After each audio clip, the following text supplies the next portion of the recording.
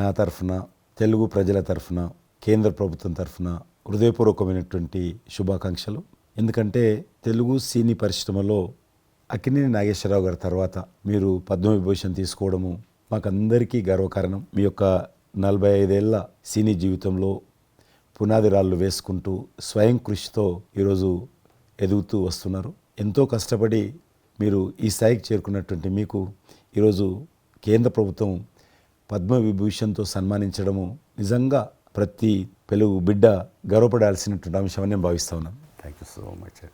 పద్మవిభూషణ్ వచ్చిన ఈ సందర్భంలో మీరు అభినందించడానికి నా స్నేహితుడిగా, చిరకాల మిత్రుడిగా మీరు రావటం అన్నది నాకు చాలా చాలా సంతోషం, మిక్కిలి ఆనందంగా ఉంది.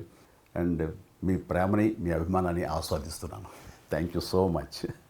ఢిల్లీలో రాష్ట్రపతి చేతుల మీదుగా తీసుకుంటున్నారు కాబట్టి మేము దానికంటే ముందే మిమ్మల్ని కలవాలి, అభినందించాలనేటువంటి ఆలోచనతో ఈరోజు మీ దగ్గరికి రావడం జరిగింది.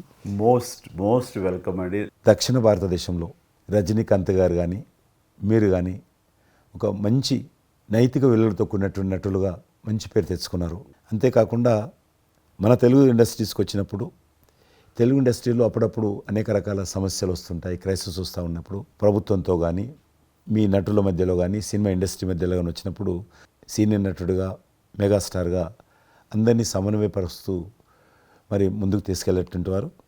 అలాంటి మీరు ఈరోజు మరి పద్మవిభూషణ్ రావడం అనేటువంటిది మరి అందరం సంతోషించాల్సిన అంశం అని నేను భావిస్తా ఉన్నాను. ఈ ఇండస్ట్రీ లేకపోతే మేము లేవండి. మా చదివిన చదువుకు కానీ, మన బ్యాక్గ్రౌండ్కి కానీ ఏదో ఒక మారుమూల ఉద్యోగం చూసుకుంటూ ఉండాల్సిన వాళ్ళు ఈ రోజున ఇంత సెలబ్రిటీ స్టేటస్ కానీ ప్రపంచవ్యాప్తంగా ఎక్కడ మన వాళ్ళు ఉన్నా సరే అక్కడ గుర్తింపు కానివ్వండి, ఇవన్నీ రావటం అంటే కనుక కళామ తల్లి, ఆ సినిమా ఇండస్ట్రీ నాకు పెట్టిన భిక్షగా నేను ఫీల్ అవుతుంటాను. ఆ ఇండస్ట్రీ లేకపోతే ఏం లేదు. అందుకని ఇలాంటి ఇండస్ట్రీకి ప్రత్యుపకారంగా నేను ఏం చేయాలి, నాకు ఇంత స్థానం ఇచ్చిన ఇండస్ట్రీకి తిరిగి నేను ఏమి ఇవ్వగలను అనేటటువంటి ఒక గ్రాటిట్యూడ్ నుంచి మొదలైంది. క్రైసిస్ వచ్చినప్పుడు నేనేదో నా భుజం కాయాలి, నా వంతు సహాయం చేయాలి అనే ఆలోచన.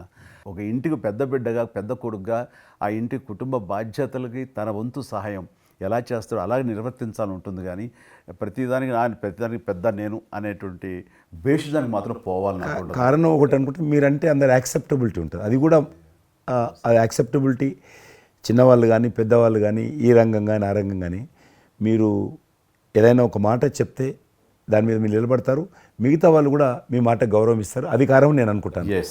సినిమా రంగం నుంచి రాజకీయాలకు వచ్చి కూడా రాజకీయాలలో మీకంటూ ఒక ప్రత్యేక స్థానాన్ని సంపాదించుకున్నారు.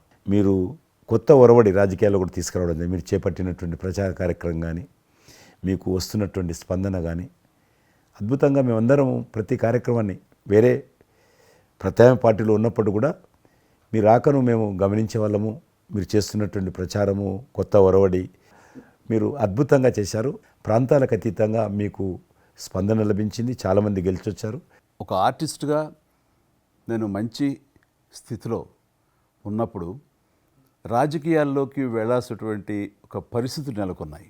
ఆ సమయంలో నేను ప్రజలకి ఏదో చెయ్యాలనే తప్పనే ప్రధానం తప్ప ఎలాంటి పొజిషన్స్ ఏమిటి దీని మీద నాకు దృష్టి లేదు. ఎందుకంటే అన్నిటికీ మించి ఉన్నతమైన స్థానాన్ని వాళ్ళ మనసులో వాళ్ళు ఇచ్చిన తర్వాత దానికి మించి నాకు ఏది కావాలి కోరిక లేదు నాకు. అయితే ఏదో చిన్న ఎత్తున మనకి తెలిసి మనకు అందుబాటులో ఉన్నటువంటి చారిటబుల్ ట్రస్ట్ ఇవి పెట్టి చేస్తాను, నేత్రదానం అని రక్తదానం అని చేస్తున్నాం. కానీ పెద్ద ఎత్తున చేసే అవకాశం భగవంతుడు ఇస్తే కనుక అది చిత్తశుద్ధితోటి నేను మనసావాచ కర్మేణ చెయ్యాలి అని ఆ రకంగా నా కృతజ్ఞత తీర్చుకోవాలని మాత్రం చూపించాలని మాత్రం నాకు ఎప్పుడు ఉంటుండేది. నాకు ఇప్పటికి జ్ఞాపకం ఉంటుంది. ఇది అంతకుముందు ఒకటే ఉండేది, ఇలాగ పెట్టినప్పుడల్లా ప్రతిసారి మీరే జ్ఞాపకం వస్తారు నాకు. ఎంత కీన్ అబ్జర్వేషన్. రాజకీయంగా ఉన్నప్పుడు మాత్రం నాకు ఎనలేని సంతృప్తి ఎక్కడ లభించిందంటే, ముఖ్యంగా ఇప్పుడు తమరు చేస్తున్నటువంటి శాఖ ఉంది కదా టూరిజం, అది నేను మీకంటే కొంచెం ఒక స్టెప్ ముందుగా దాన్ని నేను అవి నిర్వర్తించినప్పుడు ఆ శాఖలో మంత్రిగా నాకు పొందినటువంటి అనుభూతి కానీ లభించిన సంతృప్తి కానీ అంతా ఇంత కాదు. ఆ రకంగా మాత్రం రాజకీయాలకు వస్తే ఇంత చేయొచ్చా అనేది మాత్రం నాకు సుస్పష్టంగా నాకు అనుభవపూర్వకంగా తెలిసొచ్చింది మంత్రిగా ఉన్నప్పుడు టూరిజానికి. అది అలా అలా వెళ్ళి ఆఖరికి ఒక కల్నరీ ఇన్స్టిట్యూట్ అనేది నాకు అవకాశం తిరుపతిలో నేను వెళ్ళాను. అద్భుతమైనటువంటి ఇన్స్టిట్యూట్ అది. అంటే క్షమించాలి, అది ఇనిషియేట్ చేసి తీసుకురావడం వరకు నేను చేసి ఇంకా నేను ప్లానింగ్ అంతా మీరు ఉన్నప్పుడే జరిగింది. అంతా జరిగింది. రాబట్టడానికి ఎంత కృషి చేశానంటే అంత ఇంత కాదు, అది మనకు రాకుండా పోయే పరిస్థితులు ఉన్నాయండి. ఆ టైం లోపల ఒక మినిస్టర్నా ఒక సూపర్ స్టార్నా అన్నీ పక్కన పెట్టేసి ఆ ప్లానింగ్ కమిషన్ చైర్మన్ ఉండేవారు మౌంటిగా అహ్లూవాలియా, ఆయన దీన్ని వద్దు, మనకి ఇది వైబుల్ కాదు, ఇది ఫీజిబుల్ కాదంటే కనుక కాదని ఆయన గుమ్మదరికి వెళ్ళిపోయి చేతులు కట్టుకుని ఇది ఓకే చేయండి సార్, దీని ఆవశ్యకత అంతా కాదు. ఇండియాలో ఉన్నటువంటి ఎన్ని రకాల స్టేట్స్, ఎన్ని రకాల కల్చర్స్ ఉన్నాయో అన్ని రకాల వంటకాలు ఉండేటటువంటి దేశం మందే. అది నేర్పించే ఒక ఇన్స్టిట్యూషను ఈ రోజున మనకి కావాలి, అదే కల్నరీ ఇన్స్టిట్యూట్. అది మనకు వచ్చింది, దాన్ని మనం నిలబెట్టుకోవాలి. ఇది గొప్ప అవకాశం, ఎంతోమందికి ఉద్యోగం ఇవ్వటమే కాదు, మన కల్చర్ని కూడా మనం నిలబెట్టుకోవడం అవుతామంటూ ఆయనతో పోరాడి కన్విన్స్ చేసి ఓకే చేసి ఇక్కడ రాష్ట్ర ప్రభుత్వం అంటే ఆ రోజున ఉన్నట్టు రాష్ట్ర ప్రభుత్వం ఒప్పించి రేణుగుంటలో 17 ఎకరాల దాకా చేయించి ఇంకా పెట్టేస్తున్నాం, ఇక మనం స్టోన్ వేస్తున్నాం ఇక్కడ అని అనుకున్న సమయంలో ఈ రాష్ట్ర విభజన సమయంలో నేను రిజిగ్నేషన్ టెండర్ చేసి వచ్చింది. అయితే ఫైల్ సంతకం అన్నీ అయిపోయినాయి. దాని తర్వాత ఇమ్మీడియట్గా వచ్చిన కేంద్ర ప్రభుత్వంగా మీరు దాన్ని ఇంప్లిమెంట్ చేసి ఈరోజు రేణుగుంటలో అది మీరు చాలా అద్భుతంగా ఉన్నదండి. ఇంకా దాన్ని ఈ మధ్యలోనే 2 రోజుల క్రితం ఈ మధ్య నేను మా సెక్రటరీని పంపించాను. మళ్ళీ దాన్ని ఇంకా రిక్రూట్మెంట్ కానీ ఇంకా రీడెవలప్మెంట్ కానీ ఇంకా ఏ రకంగా డెవలప్, ఇప్పుడు ఆల్రెడీ మేము ఎస్వి యూనివర్సిటీతో టైప్ చేసుకుంటున్నాము, టీటీడీ వాళ్ళతో టైప్ చేసుకుంటున్నాము, కొన్ని స్టార్ హోటల్స్తో టైప్ చేసుకుంటున్నాము. ఆ రకంగా ఇంకా మీరు ఏదైతే ఆలోచన ఉండనో మీ ఆలోచన ప్రకారం దాన్ని ముందుకు ముందుకు తీసుకెళ్తాం. మీరు రాజకీయాలు ఉన్నా సినిమా రంగంలో ఉన్నా కూడా కల్మషం లేనటువంటి వ్యక్తి అని నేను భావిస్తాను. ఎవరిని పల్లెత్తు మాట అన్నారు, ఇంట్లో అన్నారు అనుకుంటా, బయట అన్నారు అనుకుంటాను. పార్టీ పెట్టినప్పుడు కూడా ఎవరన్నా అక్కడక్కడ రాజకీయంగా అన్నా కానీ మీరు వ్యక్తిగతంగా అందరూ గౌరవిస్తారు ఈరోజు ఏ పార్టీలు ఉన్నప్పుడు కూడా. నేను అది ముందస్తుగా చూసింది మీలో కిషన్ రెడ్డి గారు. మిమ్మల్ని మనస్ఫూర్తిగా చెప్తున్నాను, అసెంబ్లీలోకి నేను అడుగుపెట్టినప్పుడు నేను కొత్తవాడిని. నా వెనకాల ఆల్రెడీ ఒకసారి ఎమ్మెల్యేగా చేసి రెండోసారి ఎమ్మెల్యేగా ఉన్న కిషన్ రెడ్డి గారు నా పక్క సీట్లో ఉండేవారు. ఇటు పక్క ఇంకొకరు జయప్రకాష్ నారాయణ గారు, ఆయన ఇటు పక్క చంద్రబాబు నాయుడు గారు, మరో పక్కేమో వైఎస్ఆర్, అందరూ ఉండేవాళ్ళు. వీళ్ళందరూ మాట్లాడుతుంటే, వీళ్ళందరూ రాజకీయ ఉద్దండులు మాట్లాడుతుంటే అందరిని చూస్తుండేవాడిని. అక్కడ నాకు వచ్చిన షాక్ ఏంటంటే, ఫస్ట్ ఒకళ్ళు దుయ్యబెట్టుకుంటూ తిట్టుకుంటూ అసలు దుర్భాషలు ఆడుకుంటూ కొట్లాడుకునే పరిస్థితి వస్తూ ఇక ఫినిష్ అయిపోయింది, ఇక ఒకళ్ళొకళ్ళు మాట్లాడుకోరు, ఇంకా వీళ్ళు దీర్ఘకాల శత్రువులు వీళ్ళు ఇంకా అనే ఫీలింగ్ వచ్చింది. ఇలా ఉంటుందా అనేది. బట్ దానికి విరుద్ధంగా నేను అసెంబ్లీ అయిపోగానే కారులో నడుచుకెళ్తుంటే ఎవరైతే ఇద్దరు తిట్టుకున్నారో ఒకరొకరు దూషించుకున్నారో వాళ్ళు భుజమే చేసుకుని ఏంది భయ్యా నువ్వు అలా అన్నావు, నువ్వు అనలేదు భయ్యా, అరే నా నాయకుడు చూస్తున్నాడు అనకపోతే బాగుండదని ఇట్లా అంటుంటే నాకు షాక్ తిన్నాను, చాలా ఆశ్చర్యపోయేవాడిని. ఇది ఇలా ఉంటుందా? మీ సినిమా ఫీల్డ్ కంటే ఎక్కువ నటులు ఉంటారు, మీ సినిమా ఫీల్డ్ కంటే ఎక్కువ నటులు రాజకీయాల్లో ఉంటారేమో అలా అనిపిస్తుంది నాకు. అక్కడ అలాంటి పరిస్థితుల్లో ఒక నిబద్ధతతోటి ఇష్యూ బేస్డ్గా మాట్లాడుతూ తను అనుకున్నవి నిర్దిష్టంగా చెప్పగలిగేటటువంటి నాయకుల్లో మిమ్మల్ని అబ్జర్వ్ చేశాను. మీరు ఎక్కడ ఎవరిని దుర్భాషలాటం నేను చూడలేదు, ఎవరిని పౌరుషంగా మాట్లాడటం చూడలేదు, ఎవరిని ఎద్దేవా చేయడం రెడిక్యూల్ చేయడం నేను చూడలేదు. మీరు ఎంతసేపు ఇష్యూ బేస్డ్గా మాట్లాడేవాళ్ళు, స్ట్రాంగ్ వాయిస్ చేసుకుని మీరు అనుకున్నది అది ఎంత కరెక్టు, ఎలా అన్యాయం జరుగుతుంది అని ఆ ప్రజలకి మద్దతుగా ప్రజల తరపున నిలబడి మాట్లాడిన నాయకుడిగానే మిమ్మల్ని చూశాను. నేను ఇప్పటికీ అలాగనే ఉన్నాను. అవును, మా పార్టీలో ఉన్న కొంతమంది కానీ బయట ఉన్నటువంటి వాళ్ళు కానీ కొంత మీడియా విలేకరులు కానీ నువ్వు ఆ రకంగా మెత్తగుంటే లాభం లేదు, ఇప్పుడు రాజకీయాలలో నువ్వు కూడా పరుషంగా మాట్లాడాలి, వ్యక్తులను చాలా గట్టిగా మాట్లాడాలి అంటారు. కానీ నేను అదే అంటాను, నేను ఇప్పుడు మారలేను, నాకు అవసరం కూడా లేదు, నేను ఇలానే ఉంటాను. నేను గతంలో ఏ రకమైనటువంటి వాజ్పేయి గారు, లాల్ కృష్ణ అద్వానీ గారు, మా తెలంగాణలో మా వి రామారావు గారు, వెంకయ్యనాయుడు గారు, దత్తాత్రేయ, ఇదంతా నాకు నేర్పారు వాళ్ళు. నేను చిన్నగా ఉన్నప్పుడు నా చేయి పట్టుకొని నడిపారు వాళ్ళు. కాబట్టి నేను ఏ రోజు కూడా చిన్న పొరపాటు చేయకూడదనేటువంటి దాంట్లో ఉన్నాను. నేను ఎప్పుడన్నా రాస్తారోకో చేసేవాళ్ళం. రాస్తారోకే మాకు వి రామారావు గారని సిక్కిం గవర్నర్ ఉండే ఎమ్మెల్సీ, ఆయన వెంటనే ఫోన్ చేసేవాడు. నువ్వు ఎక్కడన్నా పోతున్నప్పుడు ఎవరన్నా రాస్తారోకే చేస్తే ఒక 2-3 గంటలు ట్రాఫిక్ జామ్ అయితే నీకెంత బాధ అవుతుంది. కాబట్టి నువ్వు రాజకీయ నాయకుడు అయినంత మాత్రాన రోడ్డు ఆపేసి ప్రజలను ఇబ్బంది పెడితే ప్రజలకు మేలు చేయాలనుకుంటున్నావా, ప్రజలు ఇబ్బంది పెట్టాలనుకుంటున్నావా? ఈ రకంగా ప్రశ్నించేవాడు. నేను ఎవరైనా ముఖ్యమంత్రులది దిష్టిబొమ్మ తగలబెడితే ముఖ్యమంత్రి తగలబెట్టొద్దు, కావాలంటే గవర్నమెంట్ తగలబెట్టు, వ్యక్తి ఆ రకం చిన్న చిన్న విషయాలు నాకు ఫ్యాంటాస్టిక్ సార్. ఈ రోజుల్లో ఎంతమంది ఇలా ఆలోచించే నాయకులు ఉన్నారు, ఎంతమంది స్టేట్స్మెన్లు ఈ రకమైన సలహా ఆ తర్వాత వచ్చే యంగ్ నాయకులకి సలహా ఇచ్చేవాళ్ళు ఉన్నారు. అవన్నీ కరువడిపోతున్నాయి. ఇవన్నీ కూడా చరిత్రలో జరిగేవంట అనే స్థితిలాగా ఉంది మీలాంటి వాళ్ళు లేకపోతే కనుక. ఈరోజు మనము స్వాతంత్రం వచ్చి 75 సంవత్సరాలైంది. ఈ 75 సంవత్సరాల్లో మనం అనేక రకాలుగా అభివృద్ధి చేసుకున్నాము, ప్రాజెక్టులు కట్టుకున్నాము, ముందుకెళ్ళాము, కొంత మెరుగైనటువంటి పరిస్థితి వచ్చింది. కానీ మన తర్వాత వచ్చినటువంటి స్వాతంత్రం వచ్చినటువంటి దేశాలు కూడా డెవలప్డ్ కంట్రీగా ఎమర్జ్ అయినాయి. మనం ఇంకా డెవలపింగ్ కంట్రీ, అభివృద్ధి చెందిన దేశంగా ఎదగలేదు. కానీ దురదృష్టం ఏంటంటే మనకు టార్గెట్ పెట్టుకోలే. ఎప్పటి లోపల మనం లక్ష్యం చేరుకుందాం అనేది ఎక్కడ కూడా పెట్టుకోలేదు. ఇంకో 75 సంవత్సరాల తర్వాత ఇట్లనే ఉన్నాం అనుకో, ఇంకో 75 సంవత్సరాల తర్వాత కూడా వెనక తిరిగి చూస్తే మనం డెవలపింగ్ కంట్రీగా ఎమర్జ్ కాము. అందుకే ఈ మధ్యలో మన కేంద్ర ప్రభుత్వము ఒక టార్గెట్ పెట్టుకుంది. ఇప్పుడు కమింగ్ 25 ఇయర్స్ ప్రపంచంలో అత్యధికమైనటువంటి యూత్ పాపులేషన్ ఇండియాలో ఉంటుంది. ఎగ్జాక్ట్లీ. కాబట్టి ఈ 25 ఇయర్స్ అమృతకాలం అంటారు దీన్ని. ఎగ్జాక్ట్లీ. ప్రధానమంత్రి కూడా అప్పుడప్పుడు అంటుంటారు ఇది అమృత కాలం. కాబట్టి ఈ 25 ఇయర్స్ మన యూత్ కానీ ప్రతి ఒక్క ఫీల్డ్ కానీ మనము ఇప్పుడు సినిమా ఫీల్డ్ అందుకు సినిమా ఫీల్డ్ 2047లో ఏ రకంగా ఉండాలి, ప్రపంచాన్ని ఏ రకంగా డామినేట్ చేయాలి, అగ్రికల్చర్ ఏ రకంగా డామినేట్ చేయాలి, ఇండస్ట్రీ ఏ రకంగా డామినేట్ చేయాలి, ఎన్జిఓస్ ఏ రకంగా పనిచేయాలి, ఆర్థిక వ్యవస్థ ఏ రకంగా ఉండాలి, ఆ రకంగా ఎవరికి వారు 140 కోట్ల మంది మనం అనుకొని 2047 లోపల 100 సంవత్సరాల స్వాతంత్ర పండుగ జరుపుకుంటాము. ఆ రోజుకు మనం అభివృద్ధి చెందిన దేశంగా ఎదగాలి. ఇంకొక మాట అంటారు ప్రధానమంత్రి గారు, అప్పుడు ఏ పార్టీ ఉంటుందో అధికారం మనకు అనవసరం. అప్పుడు ఎర్రకోట నుంచి ఏ ప్రధానమంత్రి ఏ వ్యక్తి జాతీయ పతాకం ఆవిష్కరిస్తారో మనకు సంబంధం లేదు, ఎవరైనా ప్రజలు అనుకుంటారు. కానీ ఆ రోజుకు మన దేశం ప్రపంచంలో డెవలప్డ్ కంట్రీ స్థాయికి ఎదిగి 3, 4, 5 ఉంటే వాటిలో మన దేశం ఉండాలి అనేది అని ఈరోజు మనం అందరం ఒక లక్ష్యంగా పెట్టుకొని ముందుకెళ్తే యూత్ ఏదైతే అంటున్నారో మీరు, ఆ యూత్ కూడా మరి వాళ్ళ జీవితం సాఫల్యం చెందినట్టు అవుతుంది. ఇప్పుడు డెవలప్డ్ కంట్రీస్లో మనది ఆర్థికంగా చూసుకుంటే కనుక ఆర్థిక వ్యవస్థగా మనది 5వ కంట్రీగా డెవలప్ అయింది. లార్జెస్ట్ ఎకానమీ ఈ మధ్య కాలంలో, ఈ మధ్య సంవత్సరాల్లో, ఒక దశాబ్ద కాలం లోపల. ఇప్పుడు వచ్చే 5 సంవత్సరాల్లో మనం థర్డ్ ప్లేస్ చేరుతాం.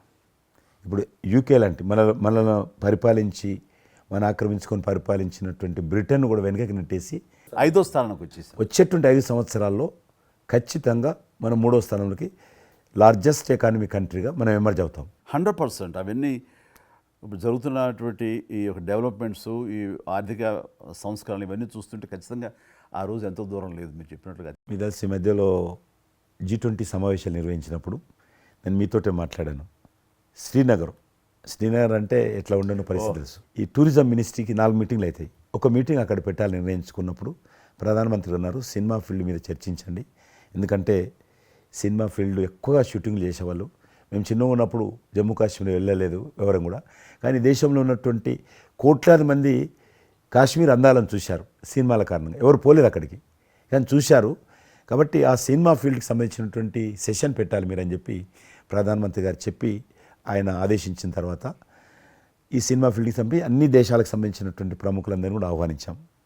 అప్పుడు మేము మీటింగ్ పెట్టాలంటే పాకిస్తాన్ అన్ని దేశాలకు లెటర్స్ రాసింది, చైనా లెటర్స్ రాసింది, టెర్రరిస్ట్ ఆర్గనైజేషన్స్ అన్నీ కూడా హెచ్చరించాయి. జమ్మూ కాశ్మీర్కి వస్తే Kashmir is a disputed place అది, కాబట్టి ఎవరు రావద్దు, వస్తే మాత్రము ఏమైనా అవుతే మాకు సంబంధం లేదని పాకిస్తాన్ కూడా అందరూ హెచ్చరించారు. బట్ ప్రైమ్ మినిస్టర్ చెప్పాడు, ఎట్టి పరిస్థితుల్లో మీటింగ్ పెట్టి తీరాలి, నువ్వు నాకు అనవసరం, నీకేం కావాలో నేను అన్ని ఏర్పాటు చేస్తాను. ఆ తర్వాత నేను మీతో మాట్లాడి ఆ రోజు అప్పుడే కాశ్మీరు అని అనగానే మీరు కాశ్మీరు లోయల్లో కన్యాకుమారి ఇలాంటి సాంగ్స్ ఎన్నో మాకు గుర్తుకొచ్చినాయి. అలాంటిది మళ్ళీ మీరు మీ పార్టిసిపేషన్ ఉంటే బాగుంటుంది అనుకున్నప్పుడు ఆ టైంలో నేను రాలేని పరిస్థితిలో రామ్ చరణ్ వస్తే బాగుంటుంది, అతను RRR సినిమా ఆస్కార్ అవార్డు తోటి తను మంచి ఆస్కార్ అవార్డు వచ్చింది, బాగుంటుంది ప్రధానమంత్రి గారు చెప్పాను. అప్పుడు అందరూ ఫారినర్స్ డెలిగేట్స్ అందరూ కూడా ఏ సినిమా సాంగ్ అది నాటు సినిమా డాన్స్ చేశారు అక్కడ. ఎవరు మన కొరియన్ మినిస్టర్.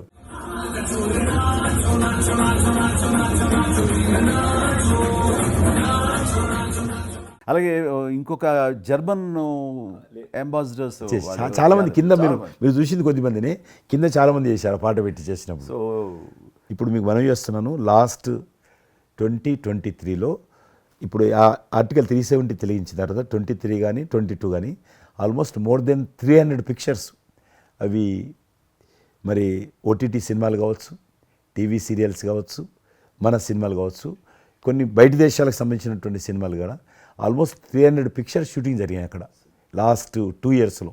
మళ్ళీ తిరిగి మీ ప్రభావంతో ఆయన నరేంద్ర మోడీ గారి చొరవతోటి ఇలాగా G20 కల్చర్ ముఖ్యంగా టూరిజం సంబంధించి సినిమాలను ఎంకరేజ్ చేస్తూ మీరు తీసుకున్న చొరవ, అందులో రామ్ చరణ్కి మీరు ఇచ్చేటువంటి ప్రాధాన్యత ఇవన్నీ కలిపినప్పుడు ఫస్ట్ నా వైఫ్ తన ఫ్రెండ్స్ తోటి ఎక్కడికి వెళదాం ఈ హాలిడే అంటే వాళ్ళ ఫ్రెండ్స్ అందరూ కలిపి కాశ్మీర్కి వెళ్ళారు. అన్నిటికీ మించి మన భారత జాతీయ జెండా రెపరెపలాడుతున్నారు. మీకు తెలుసలేదు, మా పార్టీ తరఫున మాకు మురళీ మనోహర్ జోషి గారు ఉండేవారు, పార్టీ అధ్యక్షుడు అద్వానీ గారి తర్వాత.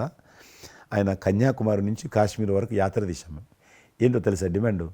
అక్కడ శ్రీనగర్లో జాతీయ పతాకం ఎగరడం, దానికోసం ఉద్యమం. చూడండి, ఒక జెండా ఎగరడం కోసం. ఆడికి మిలిటరీ మధ్యలో, పోలీస్ ఫైరింగ్ల మధ్యలో ఒక జెండా, మేము జమ్మూ కాశ్మీర్ కానీ ఆపేశారు మమ్మల్ని.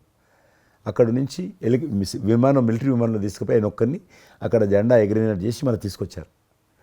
దల్ లేక్ అని ఉంది అక్కడ, ఉన్నది కదా. మొన్న 15th ఆగస్ట్, ఇంతకుముందు 15th ఆగస్ట్ ఏదైతే మనము 70 సంవత్సరాల పండుగ జరుపుకున్నాము, 50,000 మంది అమ్మాయిలు అబ్బాయిలు స్కూల్ పిల్లలు అందరూ చేతులలో 3 రంగుల పతాకాలు పట్టుకొని దల్ లేక్ చుట్టూ ఊరేగింపు చేశారు. అది మార్పు. ఇంకొకటి నాకు సంతోషం ఏంటంటే, మీరు రాజకీయాలకు రాకముందే మీకంటూ ఒక ప్రత్యేక స్థానం సర్వీస్ యాక్టివిటీలో చిరంజీవి చారిటబుల్ ట్రస్ట్ చాలా పెద్ద ఎత్తున చేయడం అనేటువంటిది నిజంగా అది చాలామందికి ఆదర్శమైంది. మిమ్మల్ని చూసిన తర్వాత చిరంజీవి గారు పెట్టిన అంత పెద్ద నటు పెట్టడం మనం చేయకూడదని వాళ్ళ స్థాయిలో పెట్టినటువంటి చాలా సంస్థలు మీ నుంచి స్ఫూర్తి తీసుకొని పెట్టారనేది నాకు తెలిసిన వాళ్ళు కూడా చాలామంది చెప్పారు. కాబట్టి అది గొప్ప విషయం. మీకు ఎందుకు వచ్చింది ఐడియా? అది ఏదైనా సరే ముందు మన మనసులో తిరిగి ప్రత్యుపకారంగా ఏదైనా చెయ్యాలి అనే భావం ఒకటి ఉంటేనండి అవకాశాలు ఎదురుగా ఉంటాయండి మన ఎదురుగా. అలా చూసినప్పుడు ఆ టైంలో రక్తం దొరకక చనిపోయే వాళ్ళు చాలామంది ఉన్నారు. అది గర్భస్రావంతో, డెలివరీ సమయంలో, యాక్సిడెంట్ సమయంలో కొంతమంది క్షతగాతులు, అట్లాగా లుకేమియా కానివ్వండి, క్యాన్సర్ కానివ్వండి, ఇలాంటివి తలసేమియా కానివ్వండి, ఇలాంటి చాలామంది ఉన్నారు. ఇంతమంది జనాభా ఉన్న ఈ దేశంలో రక్తం ఇచ్చేవాళ్ళు లేకుండా పోయారు. ఎందుకంటే రక్తం అనేది ల్యాబుల్లో తయారు చేసేది కాదు, ఒక మనిషి మరొక మనిషికి దానం ఇస్తేనే జరిగేది. సో ఆ మాత్రం లేదు, ప్రత్యామ్నాయం లేదు. సో ఇది కేవలం మంచి మనసుతోటి ఉండేవాళ్ళు ఇచ్చేదే.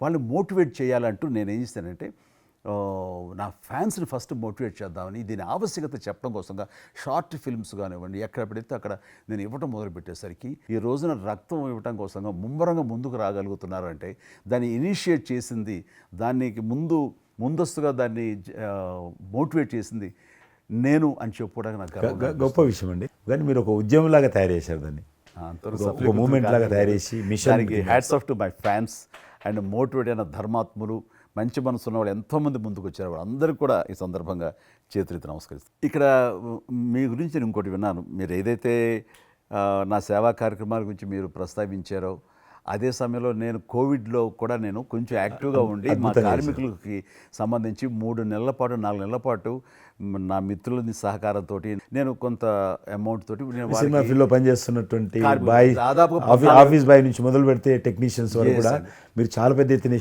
చాలా మందికి నేను గ్రాసరీస్ ఇవ్వగలిగాను, వాళ్ళకి బయటికి రాని పరిస్థితిలో.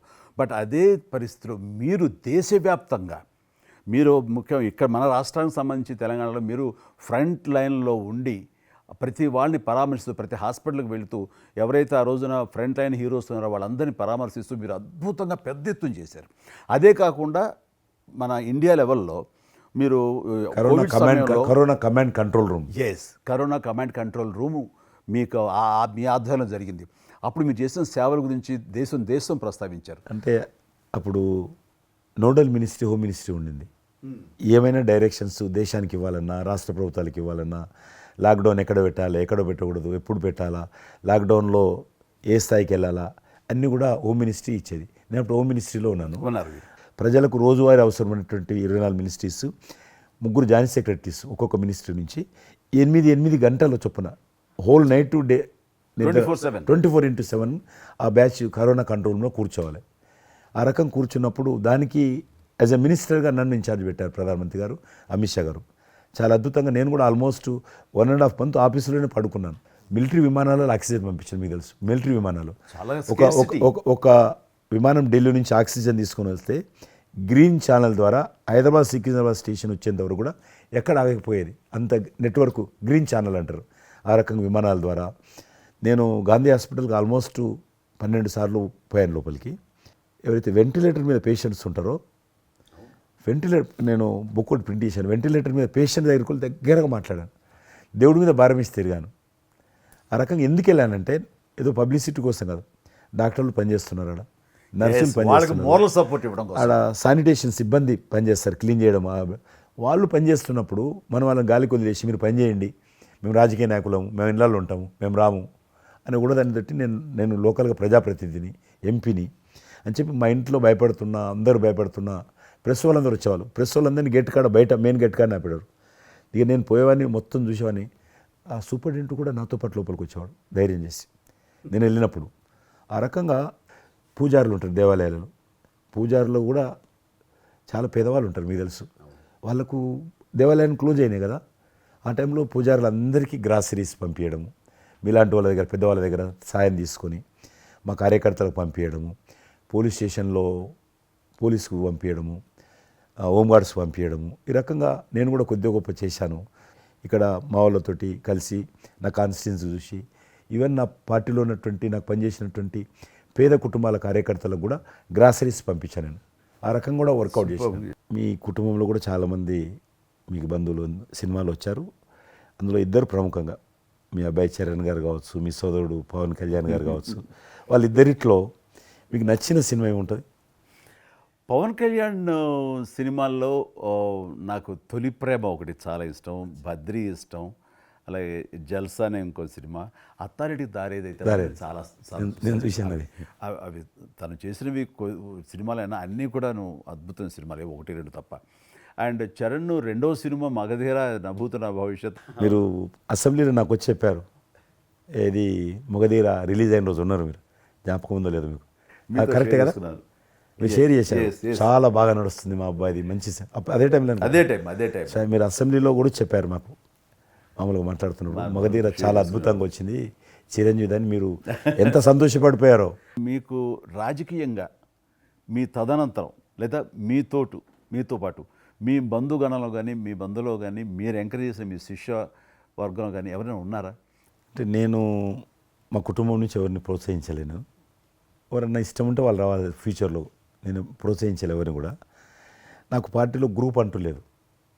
అందరూ పార్టీ కార్యకర్తలందరూ నా గ్రూపే, పార్టీయే నా జెండా. ఆ రకంగా నేను ఎవరిని వ్యక్తిగతంగా నా మనిషిని ప్రోత్సహించుకోవడము, లేకపోతే మా కుటుంబ సభ్యులను ప్రోత్సహించడం అనేటువంటిది, ఎవరైనా రాజకీయాలు అంటే వాళ్ళ స్వేచ్ఛ, మనం బలవంతంగా తీసుకొచ్చి నిలబెట్టారు అనేది నేను జనాలు కూడా అనుకోలేదు ఇప్పటివరకు అయితే. ఈ ఫ్యూచర్ ఏమైతే చెప్పలేను ఇప్పటికైతే. మీరు ఒక గ్రూపు, నా కార్యకర్తలు నా గ్రూప్ అని మీరు అంటే నాకు ఒక విజువల్, ఒక ఫోటోగ్రాఫ్ గుర్తుకొస్తుంది. మీరు వైట్ హౌస్ ముందు మీరు కొంతమంది కార్యకర్తలు అలా ఉన్నారు, కానీ వాళ్ళు నిశ్చితంగా చూస్తే నరేంద్ర మోడీ గారు ఉన్నారు ఆ టైం లోపల. మీకు అప్పటి నుంచి కూడా నరేంద్ర మోడీ గారితో సత్సంబంధాలు ఉండేవా? అద్వానీ గారు ప్రెసిడెంట్ ఉన్నప్పుడు 1994లో నేను అప్పుడు యూత్ వింగ్లో పనిచేస్తున్నాను. American council of young political leaders, అది యుఎస్ గవర్నమెంట్ ఏజెన్సీ. వాళ్ళు ఏం చేసేవాళ్ళంటే కొన్ని ముఖ్యమైనటువంటి దేశాల నుంచి అప్పుడప్పుడు యూత్ డెలిగేషన్, పొలిటికల్ పార్టీకి సంబంధించినటువంటి యూత్ డెలిగేషన్, యంగ్ లీడర్స్ అంటారు, యంగ్ లీడర్స్ని పిలిచి మా దేశం ఏ రకంగా అభివృద్ధి చెందుతుందో మీరందరూ చూసి మీరు మీ దేశాల్లో మాకు దేశం గురించి ప్రచారం చేయాలి, వాళ్ళ కాన్సెప్ట్ అది. అద్వానీ గారు ముగ్గురిని సెలెక్ట్ చేశారు. నన్ను హైదరాబాద్ నుంచి, తెలంగాణ ఉమ్మడి రాష్ట్రం ఆంధ్రప్రదేశ్ నుంచి, కర్ణాటక నుంచి అనంత్ కుమార్ అని చనిపోయారు, మినిస్టర్ ఉండేవాడు, సివిల్ అవియేషన్ మినిస్టర్ ఉండేవాడు, కల్చర్ మినిస్టర్. ఆయన చనిపోయారు మధ్యలోనే. అక్కడ గుజరాత్లో ఆర్గని పార్టీకి సెక్రటరీ ఉండేవాడు నరేంద్ర మోడీ గారు, అప్పుడు మినిస్టర్ కాదు ఇంకా మా ముగ్గురిని సెలెక్ట్ చేసి ఢిల్లీకి పిలిచాడు. పిలిచి ఇట్లా మీరు పార్టీ తరఫున పోవాలి అని చెప్పి, నన్ను కూడా నువ్వు పోవాలన్నప్పుడు నాకు పాస్పోర్ట్ లేదు, నాకు చాలా చిన్న ఏజీ, ఫ్లైట్లో మొదటిసారి పోయినా నేను. తొందర రమ్మంటే మా పార్టీ ఫ్లైట్ టికెట్ ఇస్తే పోయాను.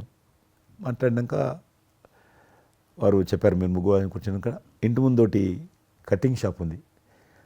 నరేంద్ర మోడీ గారి గడ్డ ఉంది, నాకు గడ్డ ఉంది, చిన్నోని. మీరు ఇద్దరు క్లీన్ షేవింగ్ చేసుకురా అన్నాడు. నరేంద్ర మోడీ ఇంటి మా అమ్మ పోయిన క్లీన్ నాకు చూపించాలన్నాడు. మళ్ళీ వచ్చి మళ్ళీ పోయి క్లీన్ షేవింగ్ చేసుకొని నరేంద్ర మోడీ గారు మేము ఇద్దరం, ఎందుకనంటే అయినా మీరు పార్టీ రిప్రజెంట్ చేయడం లేదు, మీరు ఇండియాని రిప్రజెంట్ చేస్తున్నారు, టైంకి రావాలా, టైం పోవాలని చెప్పి మమ్మల్ని పంపించిన తర్వాత నరేంద్ర మోడీ గారు మీరు చూడండి ఆ ఫోటోలో ఆయన సంఖ్య ఒక బ్యాగ్ ఉంటుంది. ఆ బ్యాగులో పుస్తకము పెన్ ఉంటుంది. మేము రాజులాగా పుస్తకం లేదు, పెన్ లేదు, మేము పోతుంటే అందులో భాగంగానే వైట్ హౌస్ లోపల రాణించేవాళ్ళు చాలా దూరంకి వెళ్ళి, కానీ చూపించేవాళ్ళు బయట ఉండే కొంత అమెరికా ఇది వైట్ హౌస్ అక్కడ కనిపిస్తుంది, అందులో అది ప్రెసిడెంట్ రూము, ఇక్కడ కనిపిస్తుంది కిచెను, ఇది కాన్ఫరెన్స్ హాలు.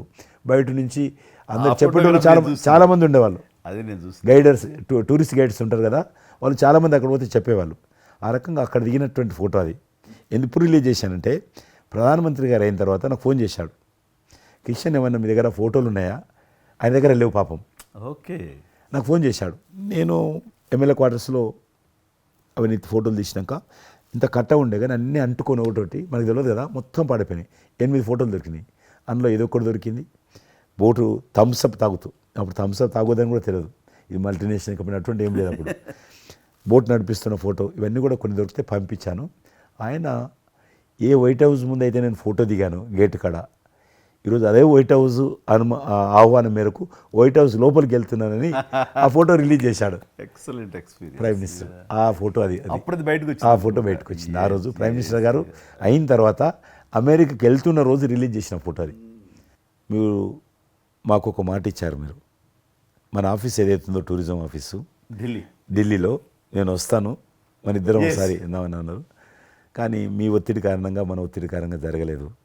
ఇంకా అది రేపు ఎలక్షన్స్ తర్వాత మళ్ళీ అది చెప్పలేము కాబట్టి అది నేను చెప్తున్నాను, మీరు అక్కడే ఉంటాను, వస్తాను.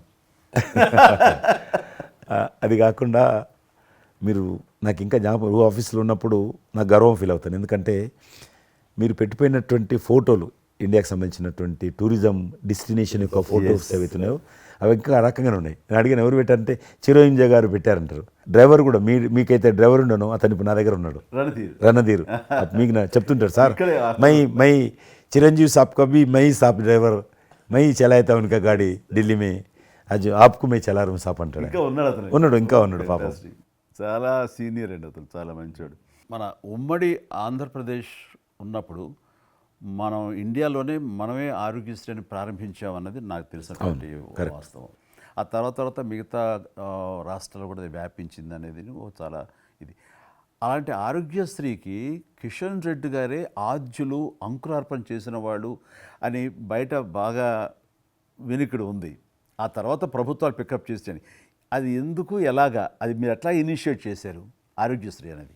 2004 నేను ఎమ్మెల్యే అయినప్పుడు పేరున్న మందకృష్ణ మాదిక్ గారు, ఆయన వాళ్ళకు సంబంధించినటువంటి ఎస్సీ వర్గీకరణ మీద పోరాటం చేస్తూనే సామాజిక సమస్యల మీద కూడా పోరాటం చేసేవారు. దివ్యాంగులకు పెన్షన్ పెంచాలని ఆయన తిరుగుతున్నప్పుడు ఈ అనేక జిల్లాలలో గుండె జబ్బులు ఉన్నటువంటి పిల్లలు జన్మించేవాళ్ళు. వాళ్ళకు ఆ రోజు ఒక ఆపరేషన్ చేయాలంటే 10 లక్షలు, 12 లక్షలు, 13 లక్షలు అయ్యేది. పేదవాళ్ళకి అది అవకాశం ఉండేది కాదు. చాలామంది చనిపోయేవాళ్ళు కూడా. అప్పుడు రాజశేఖర రెడ్డి గారు ముఖ్యమంత్రిగా ఉన్నారు. మేము ట్యాంక్ బండ్ కింద అంబేద్కర్ భవనం ఉంది, అక్కడ మీటింగ్ పెట్టుకున్నాము.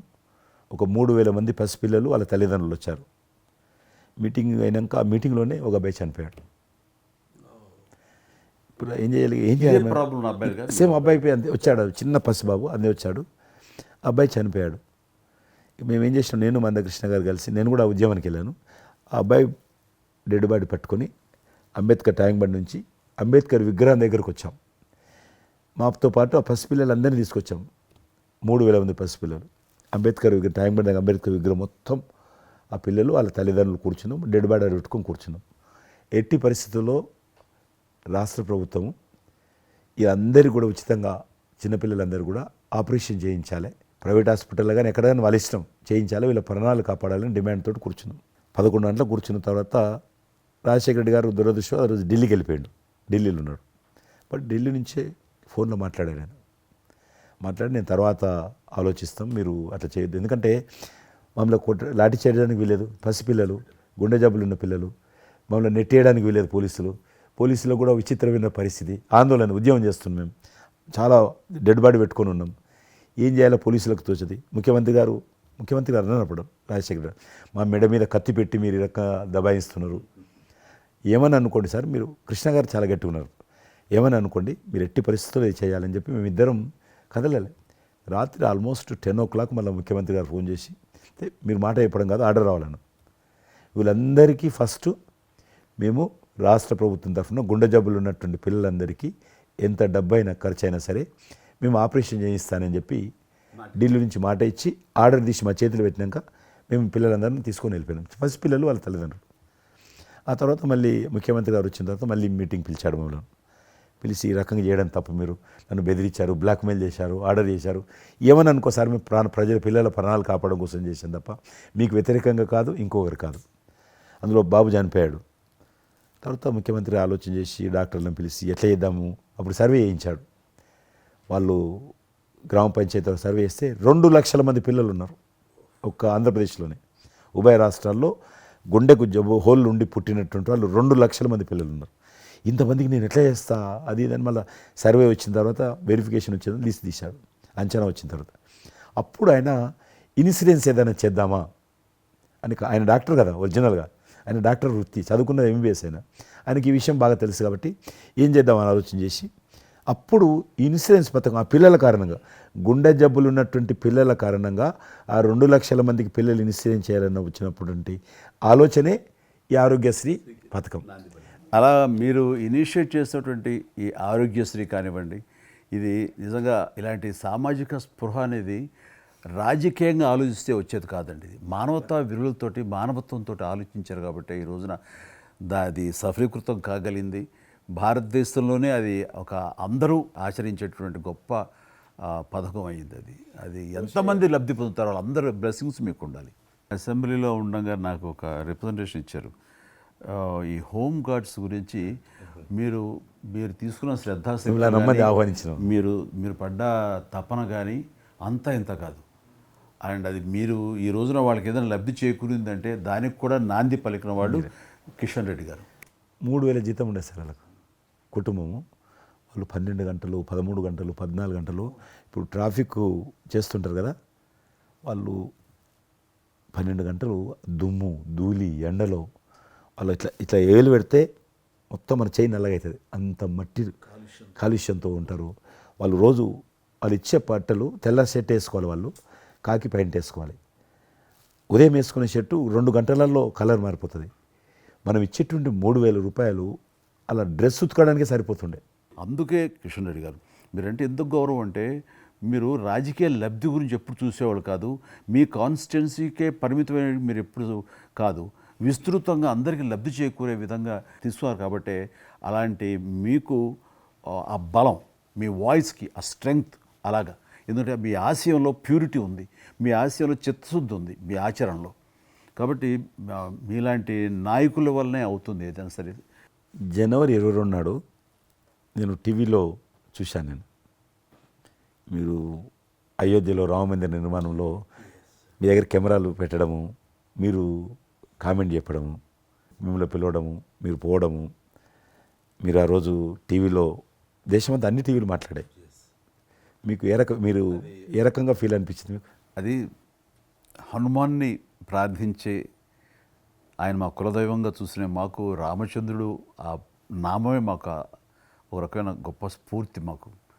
అలాంటి రాముడు మమ్మల్ని ఆహ్వానించినట్టుగా అనిపించిందండి. అది అక్కడ 500 సంవత్సరాలుగా ఎన్నో అక్కడ ఉన్నటువంటి ప్రాబ్లం అనేది అది సునాయాసంగా చేయటం అన్నది అది ఆయన వల్లనే అయ్యింది, నరేంద్ర మోడీ గారు తలుచుకోబట్టి అయ్యింది అనేది. అలాంటి దానికి మేము ఆహ్వానించబడటం అనేది అది మేము చేసుకున్న అదృష్టం, మా పుణ్యం. చాలామంది అందరము భయపడ్డాం ఏమైపోతుందో దేశంలో, గొడవలు అయితే మత కళాలు జరుగుతుందేమో. కానీ అదృశ్యం ఏంటంటే ముస్లింలు కూడా చాలామంది సానుకూలంగా. ఇక్కడ నేను ఒక విషయం చెప్పాలి, నేను రామ మందిరం నుంచి నా హోటల్ ఉంది అక్కడ.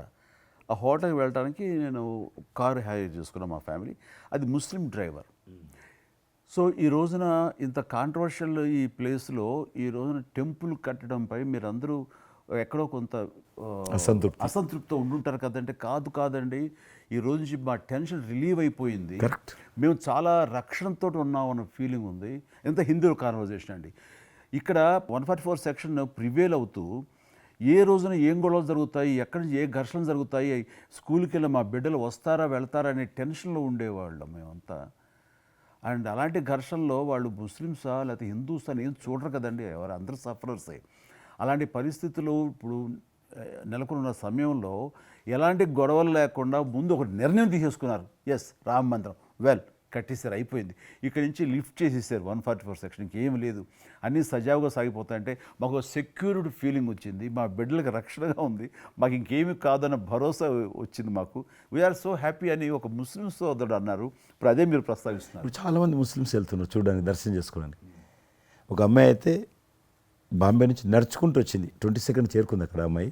ఓకే, నేను ఉన్నాను వెనకనే ధైర్యాన్ని ఇచ్చేటువంటి మన ప్రధాని గారు, ఈ భారత ప్రభుత్వం, ఇవన్నీ కలిపి దోహదపడ్డాయి.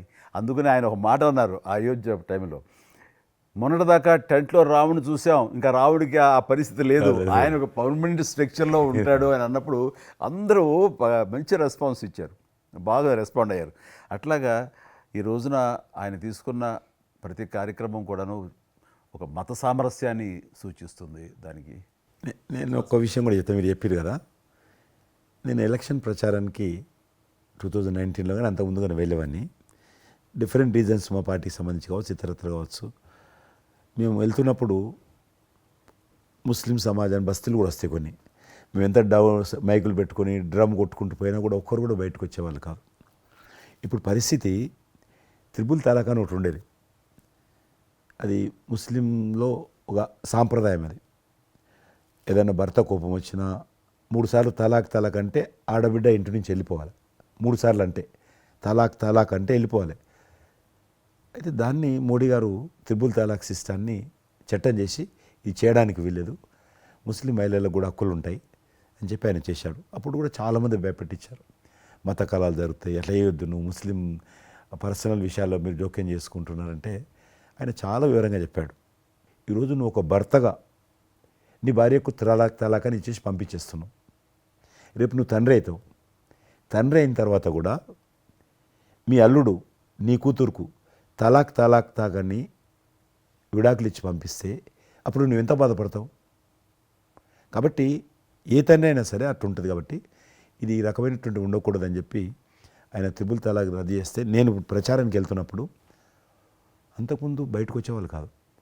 ఉదాహరణకు నేను ఇట్లా పోతున్నాను అనుకోని, రోడ్డు రథం మీద నేను పోతుంటే ఇటు సైడ్ నుంచి ఒక ముస్లిం అలా భార్యను కూర్చుని పెట్టుకొని మోటార్ సైకిల్ మీద నడుపుకుంటూ వచ్చేవాడు. ఇప్పుడు ఏం చేస్తున్నంటే భర్తకు చూడకుండా ఎన్నుకున్నటువంటి భార్య పరద లేపి ఇట్లా నాకు ఊపుతున్నచ్చి, ఇది నేనే సాక్ష్యం. అంత మార్పు వచ్చింది. కట్టన్స్ ఓపెన్ చేసి బస్తీలలో ఇండ్ల ముందుకు వెళ్తుంటే ముస్లిం ఆడబిడ్డలు వచ్చి, మాతృమూర్తులు వచ్చి, తల్లులు వచ్చి చేతులు ఊపుతున్నారంటే నిజంగా సంతోషం. అంటే ఆడబిడ్డలో 10 కోట్ల మంది ముస్లిం ఆడబిడ్డలు ఈ దేశంలో, కానీ అది రావడంతో వాళ్ళకు ఒక ధైర్యం వచ్చింది, వ్యతిరేకత లేకుండా, ఏ ప్రొటెస్ట్ లేదు. అదే ఫస్ట్ ఆఫ్ ఆల్ విజయం. కాబట్టి ఈరోజు ఆ రకంగా మీరు చెప్పిన దాన్ని బట్టి వాతావరణం మార్పు వచ్చింది. ఈరోజు మత కళాలు లేవు, కర్ఫ్యూలు లేవు. హైదరాబాద్లో ఎన్ని గొడవలు జరుగుతుండే, ఒక్క గొడవ లేదు ఎక్కడ. బాంబేలో, యూపీలో ఎక్కడ చూసినా మత కళాలు ఉండేది. ఈరోజు ఆల్మోస్ట్ 98% కమ్యూనల్ క్లాసెస్ అయిపోయినాయి. ఎక్కడ కూడా కర్ఫ్యూ అనే లేదు. దేశంలో ఎక్కడో దగ్గర కొన్ని నగరాలలో కర్ఫ్యూ ఉంటుండేది, కొన్ని నగరాల్లో మత కళాలు జరుగుతుండేది. ఎక్కడో ఒక దగ్గర యూపీలోను, మధ్యప్రదేశ్లోను, మహారాష్ట్రను, ఇప్పుడు బీహార్లోను ఎక్కడ లేదు. ఈవెన్ జమ్మూ కాశ్మీర్ లాంటి రాష్ట్రంలో కూడా 144 సెక్షన్ లేనటువంటి పరిస్థితి ఉన్నది. మీరు వేయచ్చా అంటే అద్భుతంగా ఉంది మాట. అది నరేంద్ర మోడీ గారు చాలా విజనరీగా ఆ రకంగా చేశారు. చాలా సంతోషం కృష్ణరెడ్డి గారు, మీరు నన్ను అభినందించడానికి అవార్డు తీసుకుంటున్న సమయంలో ఆ పురస్కరించుకుని మీరు వచ్చినందుకు, నన్ను అభినందించినందుకు ధన్యవాదాలు తెలియజేస్తూ, మీతో ఇంతసేపు సంభాషించడంలో ఎన్నెన్నో విషయాలు తెలుసుకున్నాను, నాకు అనుభవపూర్వకంగా తెలిసి మీతో పంచుకున్నాను. అండ్ మీలాంటి నాయకులు రావాలి, ఉండాలి, మరి ఎంతోమందికి ఇన్స్పిరేషన్గా ఉండాలి. మీ ఆశయాలు, మీ ఆచరణలు, మీ సమస్య పరిష్కార మార్గాలు, అలాగే మీ నాయకుల యొక్క ఆయన ఆశయాలు, ఆయన యొక్క మార్గదర్శకంగా మీ ముందుండి మిమ్మల్ని ముందు నడిపించే విధంగా, తద్వారా అందరూ కలిసి భారతదేశాన్ని మీరు చెప్తున్నట్టుగా అభివృద్ధి చెందిన దేశాల్లో ఒక దేశంగా పెట్టే స్థితికి మనం వెళ్ళాలనే ఆశాభావం మీ అందరితో పాటు నాకు ఉంది. అండ్ మరొకసారి మీకు ధన్యవాదాలు. తప్పకుండా మీరు జీవితంలో ఇంకా మరెన్నో మెట్లెక్కాలి, ఇంకా మీకు మంచి భవిష్యత్తు ఉంది. ఇటు సినిమా రంగానికి సేవ చేయాలి, అటు సమాజంలో కూడా సేవ చేసేటువంటి అనేక రకాల, సమాజం అంటే ఒక రాజకీయాలే కాదు, అనేక రకాలుగా మీరు చేస్తూ ఉన్నారు ఇప్పటికీ. కాబట్టి రేపు భగవంతుడు ఏం చేస్తారు ఎవరి చేతిలో లేదు. కాబట్టి మీరు నిండా నూరేళ్ళు ఉండి ఈ దేశానికి, ఈ ప్రజలకు సేవ చేయాలని నేను మనస్ఫూర్తిగా కోరుకుంటూ, మరొకసారి పద్మవిభూషణ్ అందుకుంటున్న సందర్భంగా మీరు నా హృదయపూర్వకమైనటువంటి శుభాకాంక్షలు. Thank you. అలాగే మీకు ఈ ఎన్నికలు విజయవంతం కావాలని మనస్ఫూర్తిగా కోరుకుంటూ, ఖచ్చితంగా మీరు మళ్ళీ ఏ మినిస్ట్రీలో ఉంటారో, ఎక్కడ ఉంటారో అనేది నాకు మన చేతుల్లో లేదు. తెలుస్తుంది. అండ్ వచ్చి మిమ్మల్ని అలా కలుస్తాను నేచర్ మాట ప్రకారం. ఆల్ ద వెరీ బెస్ట్ అండి. Good luck.